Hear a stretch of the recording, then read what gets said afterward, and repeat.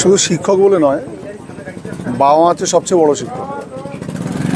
যখন বাবা মার চোখের সামনে তার স্বপ্ন, তার যত্ন, তার ভবিষ্যৎ এই রকম করে চলে যায়, তখন সবার কাছে সেটা মর্মান্তিক। একজন মানুষ হিসাবে এখানে যারা আছে সবার কাছেই গোটা জিনিসটা অত্যন্ত মর্মান্তিক। যাদের স্বপ্ন এখন যত্ন করে লালন পালন করে তারা ভবিষ্যৎ গঠন করবে, একদিন বিকশিত হবে, বড় হবে, বাবা মায়ের স্বপ্ন পূরণ করবে, এই রকম স্বপ্ন নিয়ে বাবা মা যখন বড় করছিলেন, ঠিক তখনই কারোর কর্তব্যে অবহেলা বা গাফিলতির জন্য তাদের যাত্রা মাঝপথে নয়, শুরুতেই প্রায় থেমে গেল। এটা সবার জন্য অত্যন্ত বেদনার। আমি সেজন্য এসেছিলাম যে এটা অত্যন্ত কঠিন সময়। এই সময়টা অতিবাহিত করা, পার করা খুব কঠিন।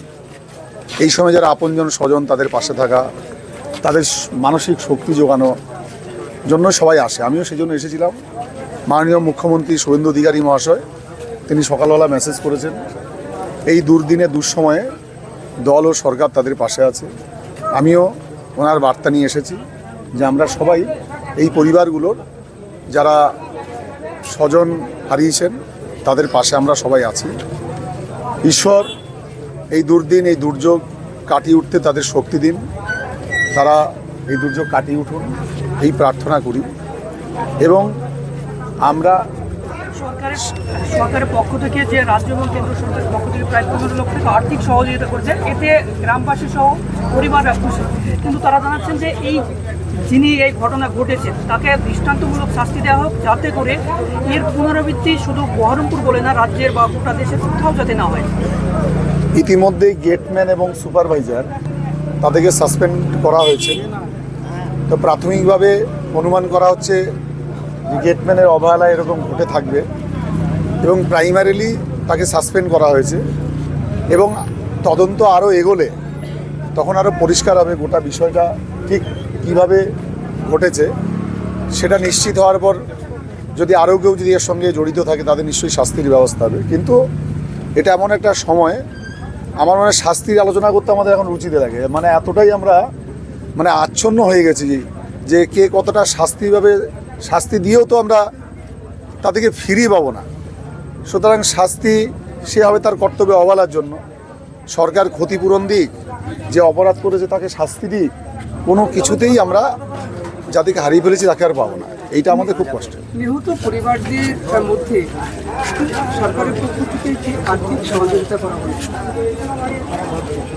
হ্যাঁ, করা শুনেছেন তো আপনারা, সকালে তো সরকার ঘোষণা করেছে, রাজ্য সরকারের পক্ষ থেকে 5 লক্ষ টাকা, কেন্দ্র সরকারের পক্ষ থেকে 10 লক্ষ টাকা ক্ষতিপূরণ ঘোষণা করা হয়েছে, আজকেই করেছে সরকার। এই যে বিভিন্ন রাজনৈতিক দল আছেন, কিন্তু তাদেরকে সেইভাবে পাশে দাঁড়ানোর আশ্বাস দেওয়া দেখতে পেলাম না। কিন্তু আপনাকে ঠিক আছে, এইটা নিয়ে আমি কিছু বলবো না। পাশে দাঁড়ানোটা সম্পূর্ণ মানুষ হিসেবে মানুষের ব্যক্তিগত ব্যাপার।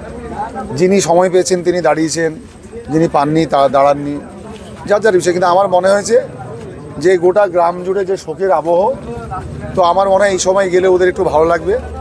তা আমি সেই জন্য এসেছি। ঘটনার পূর্ণাঙ্গ তদন্ত হবে, নিশ্চয়ই তদন্ত হবে। এতগুলো মানুষ চলে গেছে, এতে এতগুলো মানুষের জীবনে দুর্যোগ নেমে এসছে, তদন্ত তো নিশ্চিতভাবেই হবে।